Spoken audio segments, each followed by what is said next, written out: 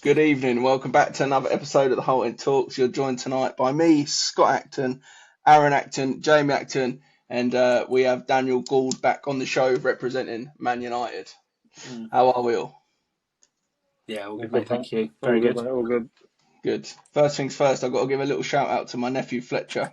Absolutely loves the podcast. So, Fletcher, up the Whole End Talks. He's actually his dad's United, so he might end up being United, but maybe he'll be Villa. Anyway, I said I'll give him a shout out. So, Fletch, that's for you. Right, we're going to do a little chat about Sancho, Lindelof, and Martinez. That's why we thought we'd get Danners back on because get a take from the United side. Me and Aaron have done a transfer window roundup that Jamie you didn't do. So I'll get your just your initial thoughts on the window as a whole for Villa, Joe.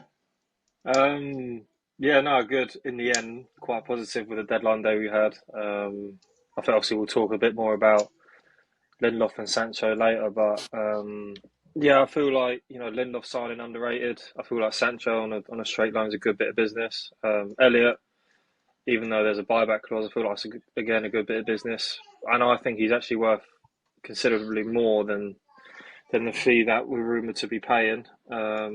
So yeah, overall happy. And again, with bar JJ and Bailey, you've kept a large chunk of like our our core players, if that makes sense. Obviously again we'll talk a bit about Martinez, but Buba signing a new deal, Tielemans, Rogers, Watkins, all staying. So I'll probably, if I had to rate out of 10, I'd probably say 7.5, maybe something like that.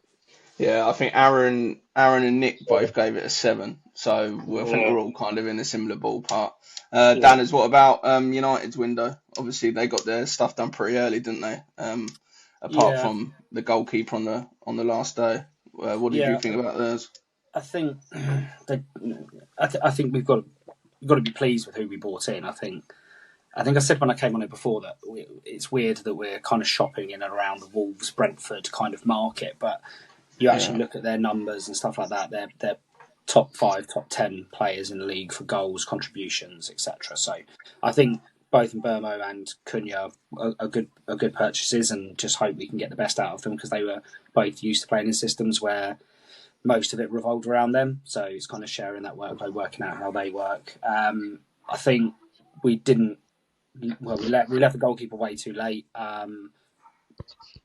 Don't know much about him, so I can't really give too much of an opinion on him because he's still quite young, only played in the Belgian league, but people are saying good things about him. And we were just screaming out for a central midfielder, and we just didn't address that again. And we're ending up playing Fernandes and Casemiro in the centre of midfield. So we'll see how it goes, but it's probably a 7.5 out of 10 as well.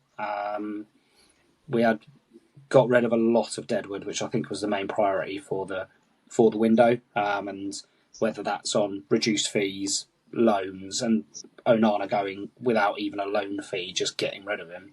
I think that there was a big call to clear the decks and get some personalities out of the club that weren't positive. So I think from that side they did really well, but I think there's still a lot missing. So I think if we can only improve on last year. That's anything. Yeah, I think Mbuemo is a quality signing. I think any team other than maybe Liverpool and City would have gone for Mbuemo, and maybe Liverpool would have seen him as a Salah replacement down the future. But I think that's a great signing. Cunha obviously was really good at Wolves, so you can't really argue with that. Yeah, they're just coming from unfashionable teams, and maybe people would look at that straight away and go, "Oh, why aren't you buying from Europe's elite, etc.?" Which we used to do. But then you actually look at their numbers, and they are very, very, very, very high up in what they're producing in the Premier League. And yeah, I agree. But Mbermo is the one I think that can really kick us on. Hopefully, he can stay fit because Cunha's injured already. But and Mbuemo's numbers are really good the last 2 years, because when you did the signing, I think we were talking about on the Villa chat, weren't we? And I think Dad was like, "Nah, he's rubbish." It's like, look at his numbers. His numbers are actually really good in the last 2 years. You can't take that away from him. No. And he, apart from missing the penalty against Grimsby, it's not a good start, is it? You said about Deadwood. Now, I'm going to throw Lindelof and Sancho in as probably Deadwood, if in terms of a United perspective. So we'll start with Sancho. I know obviously he was on loan at Chelsea last year, but what do you reckon? What do you reckon? Do you reckon he can do a job for Villa? And it was just that United were the wrong club for him.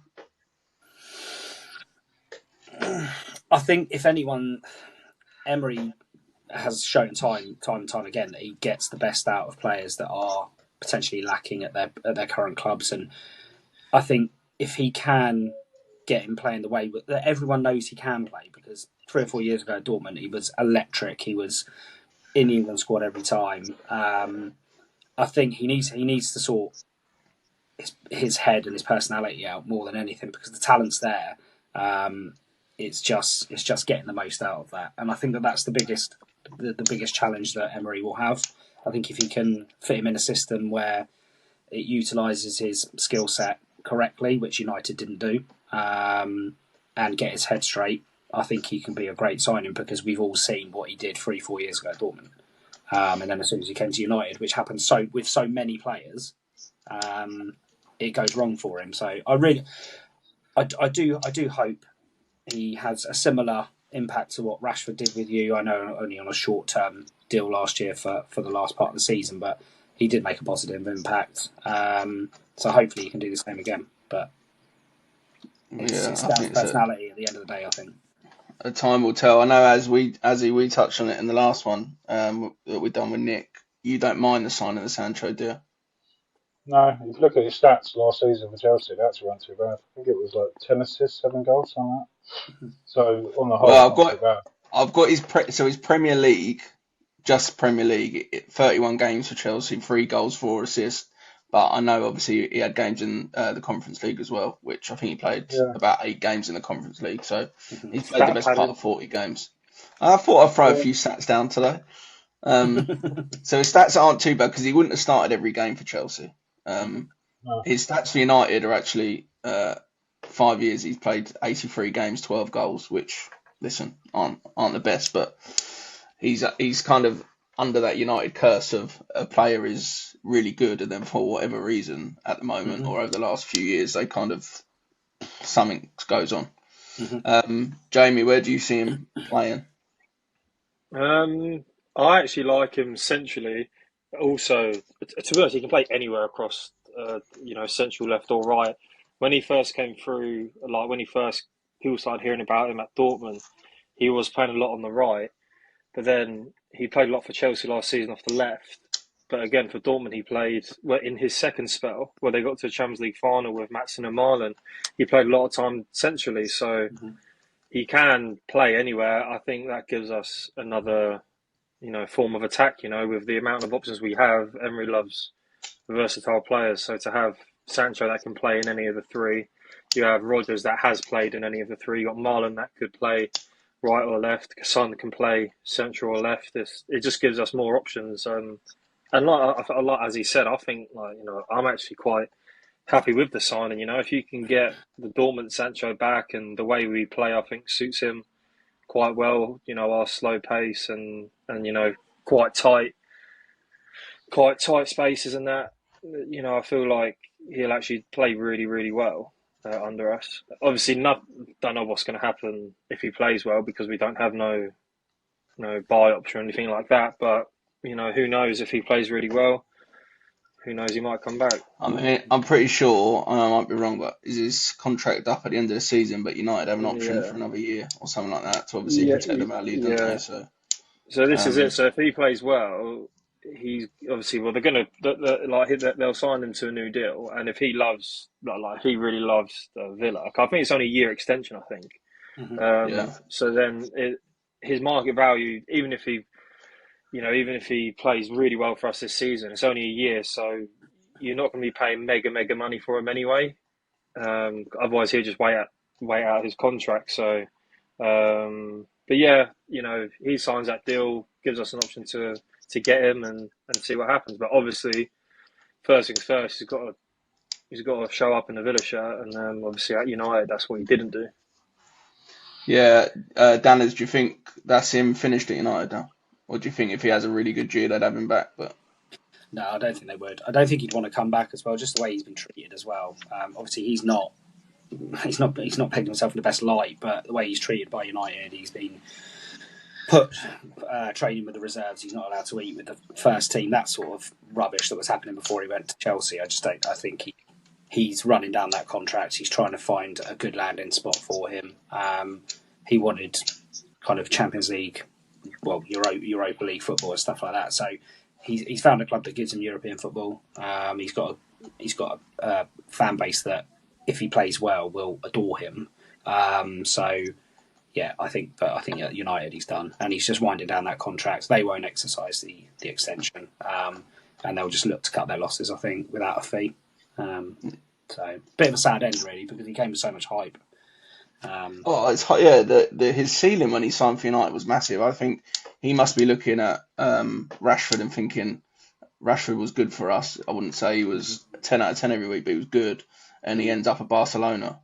So there's nothing to say that Sancho can't do that. I would just say that Sancho's sample size is going to be a lot bigger because it's a season, whereas Rashford was from February onwards. But he just needs to nail down a place in the team. Well, there was talk of it, wasn't there? Whether that's true or not. I mean, I don't think Rashford can have anything bad to say about Villa. Similar situation. He'd probably run his course at United for whatever reason. And then comes to Villa, does well, gets back in the England team. And that's probably something that Sancho's thinking come the end of the season in a World Cup year, that he needs, if he wants to go to the World Cup, he needs to be playing and playing well. There's so many different. Going back to his contract, it's whether Man United would take a risk of extending it for a year, and have to pay his wages for another year if no one comes in for him. So.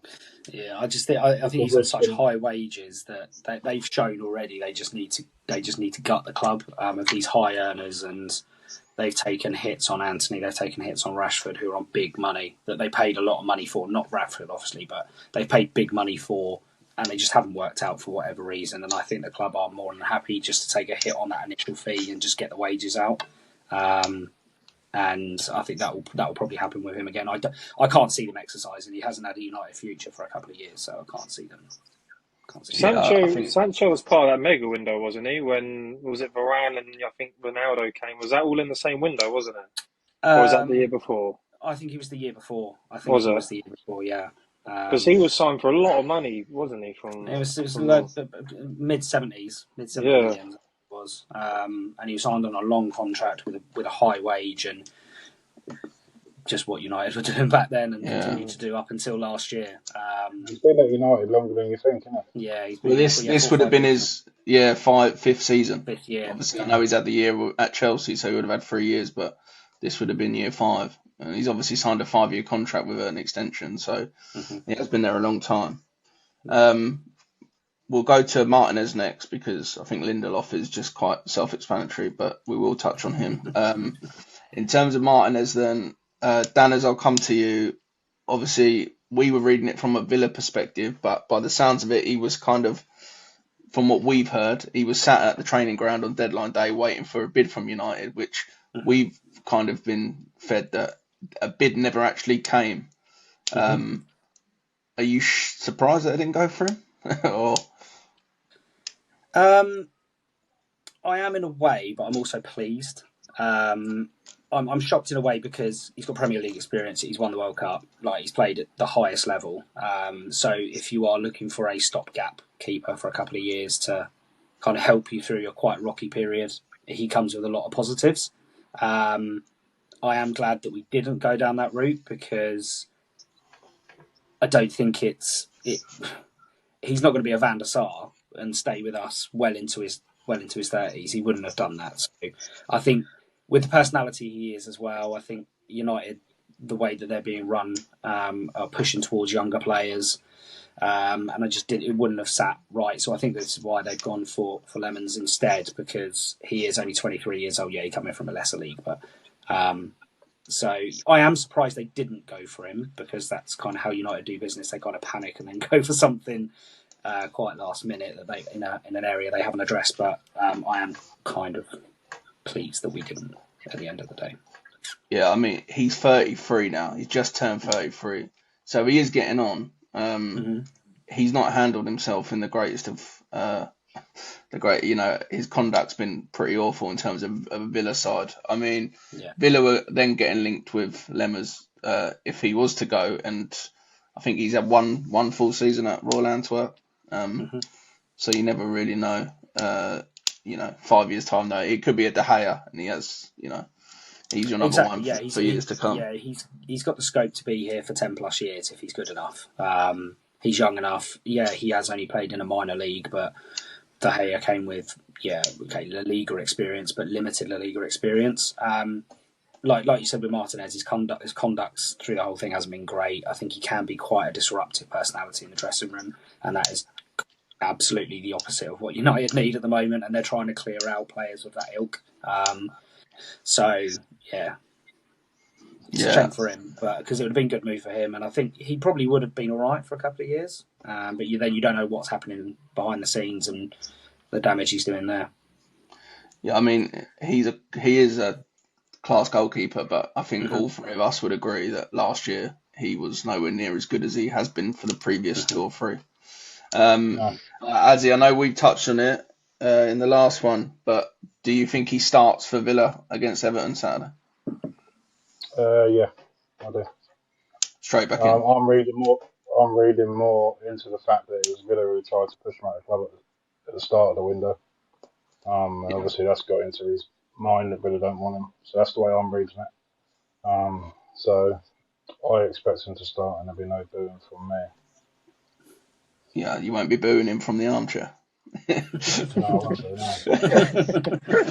Trying to say? No, I didn't mean that you're an armchair fan. I know that obviously you're not, but I just like on Saturday you won't be booing him from the sofa saying, "Oh, he's fucking shit" when he lets a Grealish pea roller through his legs or something. Jay, I know you weren't too happy, obviously on deadline day, and you were Team Bezo, but are you saying he starts Saturday? Yeah, well, I mean, I don't want him to start, but he will. He'll play for sure. I feel like the gap between him and Bezo is obviously too big, so he's going to play. Listening to a few other podcasts and that, I think it was Jacob Tanswell said that for whatever reason in the past 18 months, behind the scenes, apparently he's just been an absolute nightmare to deal with. Apparently, he's just been causing disruption. Apparently within the Villa camp, and just whether that be he didn't say whether it was pushing for moves and stuff like that. But obviously, there's always rumours about his eye being elsewhere. So it's like if he's wanting to get a move, that would explain why he's being a bit of a twat in behind the scenes. But again, like as he said, it's like if Villa's told him to start a window, like we're going to look out. Like if we can sell you, we will. He's the type of character to not play second best, and he will look elsewhere, and he will try to push for that move. I feel like also I was listening to your guys' podcast last week, and you said about Emi, if either him or the club has to, it's not going to be the club, is it? But either him or the club have to come out and kind of address the situation. Otherwise, you're kind of left in the dark. And yeah, he might come back and pull off a save or two and you love him again. But, the way he's acted, it's taken him from borderline, legend status to like, I mean, a lot of the fan base hate him now, including me. He was my favourite player, and now I hate him. It's just the respect. It's the whole thing that happened with York back in the day. Again, that was a lot more publicised, but it's, I don't see how a club, have helped him to get him to where he was and how badly he's dealt with the situation. But in terms of Saturday, he'll play for sure, because at the end of the day, I think Emery just wants to win, and you stand a much greater chance of winning if Emery's in goal than what you would do Bezo. Well, let's be honest, Villa need a win desperately, because our start of the season was shocking. I just honestly think it's just a bigger problem now. You've seen it with Isak, you've seen it with Wissa, trying to force through moves. I'm not saying he was forcing through a move, but Isak was good before he went to Newcastle. Goes to Newcastle, becomes one of the best strikers in the league, and then just doesn't really give a shit about Newcastle. Wissa would be a no one without Brentford, and the same thing. And Martinez, if you're looking at it from a club point of view, yeah, Man United are a bigger club, fine. But at this moment in time, Villa are probably in a better position. No European football for United. It wouldn't have really made sense, but no one's going to come out and say it would have happened already. He's on international break. He would have come out and said, actually, Villa wanted to sell me. United were interested. I thought I was going there. The club aren't going to come and say we wanted to sell him. It would have helped with PSR. It would have helped with SCR. It's just not going to happen. I just don't think clubs do that anymore. No. And I think the proof will be in the pudding. If Lemon's come in and he has a good season for United this year, they'll say we made the right decision. He's bedded in quite well. If he has a few shockers, you'll have obviously no doubt people saying, we should have signed Martinez. But Martinez could now be awful for us, and we'd be saying, well, we should have just fucking sold him anyway. It's just you never know with signings in general. So hopefully he comes back in Saturday for Villa, plays well. Hopefully Lemons does all right for United. Well, that's what they'll be hoping for anyway. The last one is that it's obviously of the connection is Lindelof. Now he was obviously released from United, so he's a free transfer. He'll do a job for us, but he's obviously been at United for 7 years, 284 games, which is pretty good going. Just thoughts on Lindelof before we wrap it up. Yeah, I thought he was a good servant. To be fair, he wasn't the most eye-catching central defender. He wasn't. He's not the silky central defenders that are kind of fashionable at the moment. But yeah, he made a few mistakes, but what centre backs don't. I think he didn't really do anything too bad. I thought he was kind of again put as an outsider in the squad, barely played for the last couple of years, and only came in during emergencies when Johnny Evans was injured, which I find ridiculous. But I think he's a really good signing. Loads of experience. Only 31 years old. He can give you a good couple of years. He's a canny Premier League operator. Played at the highest level at Champions League, international. So yeah, I think for a free, I don't really think you can go wrong as a backup centre back, to be honest. Well, no, I think we were obviously shopping in the bargain section at the supermarket when it comes to that, and I don't think it's a bad sign at all. Like you said, well, we were obviously clearly hampered by PSR, but on the face of it, it's not a signing that you're going to get 200 quid to go and get Lindelof on the back of their shirt. But Concer's number one for Concer's. I said children. Concer is obviously first choice centre back on the right side, but Lindelof will probably come in for League Cup, Europa League games. Can't really go wrong. Jay, just give me your thoughts on the Lindelof sign. Yeah, it sounds so weird, but I'm actually buzzing with it. I think because I've got my defensive hat on. Obviously, I play centre half, so any defender that ever joins a club, I feel like I just warm to them more. I like the signing. I feel like if we signed him earlier, we play and he played against Brentford, we probably would have won because for whatever reason we decided to play two left-footed centre halves, which never works well. And as well, I think people forget. Obviously, he played a lot more under Ole Gunnar Solskjaer, but how he played basically every game. He was playing near 50 odd games a season under Ole, and he was actually really good. And it's just people. Obviously, change of management has happened. He hasn't had the best run of games and form, etc. But if you can get anything like that, that Lindelof of 3 or 4 years ago, that's a really, really, for a backup centre half is good. And I also think it allows us to play Ezri at right back if needs be, like we did in that Champions League season, and have Lindelof central. We'll have none of that. We'll have absolutely none. Well, of it got right back. It got us top four. It got us top four. No, This is one thing. Oh, if you say something about Matty Cash, I swear to God. No, think about that. You actually look a little bit like Lindelof. He ain't the ugliest bloke, so it's all right. He ain't the ugliest bloke. It's better than your hair a bit longer. It's better. Stop calling you Victor. It's better than Luke Chadwick. Is that what you used to call me? I was about to say it's an upgrade on Chadwick. He's been calling me that since you were about 7. Yeah. Because he's 7 years old and he's 6 foot tall. Yeah. Have you seen Luke Uh, Chadwick recently? Luke Chadwick's like a model now. oh, is it? Oh, Yeah, cheers, Az. well, Thank you, No, mate. well, he's not. He's not. He's not. I'm joking. I'm joking. Right. We're just Danners. Last time, obviously, we had you on. It was pre-Man United game, last game of the season, and you were basically saying Villa can't lose. We're not going to talk about that. Just quickly, as we got you on for the United side, predictions for United season this year. Distinctly average, mid-table. I'll take top half, but anything between 8th and 10th, I'll take. Doesn't seem to have been much progress. He's still bedding in quite a lot of the new players, but doesn't seem to be too much progress. Defensively, looks shaky still. Does a new keeper change that? We don't know.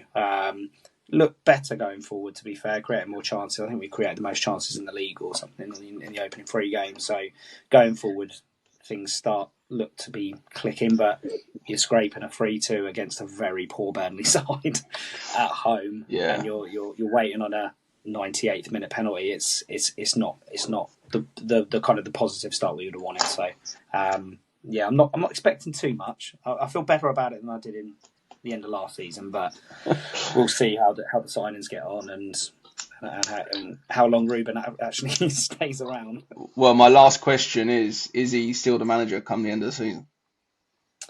I think if he isn't, it's his choice. I Aaron, think the club. Jamie? I think the club have put too much money behind him to get rid of him. Yeah, I know what you mean. Yeah, there has been a lot of talk, isn't there, that he's unhappy, or something like that, or he's unhappy, or Some of his comments haven't been. The way he interviews doesn't help him, to be honest. Yeah. And some of the comments he makes are just odd. But if he does quit that job, it's an easy way out, isn't it? Where people look at him a bit differently. So if United improve from last season, then surely they should stick with him, and hopefully it'd be like a long-term process for Man United to get back to where they think they should be. Jay, not where they deserve to be. Yeah, he had to say think, didn't he? Yeah. Jay, do you think yes or no? Is he manager coming into the season for United? Yeah, I think so. I feel like it's a lot of deadwood at the club, etc. So he needs to work through that process. But like Dan said, if he isn't, it's on his own terms. I feel like reading between the lines, he's still a bit salty about not starting this summer. He was forced to kind of start in the middle of last season. So I feel like he was kind of thrown in at the deep end. I feel like, again, trying to read into what he says, he's a bit salty about that. I think he's a bit unhappy about that. So, and obviously, again, all the other things behind the scenes. But I mean, from a Villa perspective, hopefully he isn't, because that would hopefully mean you guys aren't doing that great. I don't think we're really a threat to you guys at the moment. Well, yeah, because we're at the moment we're going down. I mean, that's why we're down. Yeah.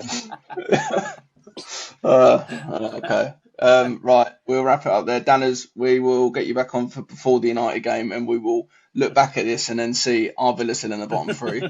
And if they are, I'm not getting you on again, because we're just doomed every time you come on. Fair enough. Hopefully we can score a goal by next time Dan comes on. Yeah, hopefully we would have scored. If not, we'll be signing Højlund or Sesko. We haven't even made it. We haven't even made it into the opposition's box yet. Yeah, surely we score on Saturday. Surely. Right. Thanks all. Cash has turned into prime Ronaldo for Poland. Danners, we'll get you on for the Man United game itself, because you're now a regular feature of the podcast. Twice, yeah. Twice. That's all right. Azzy and Jay, thanks as always, and we'll be back this week at some point. Thanks for watching. Up the Villa. Danners, up the Villa. Up the Villa. Yeah.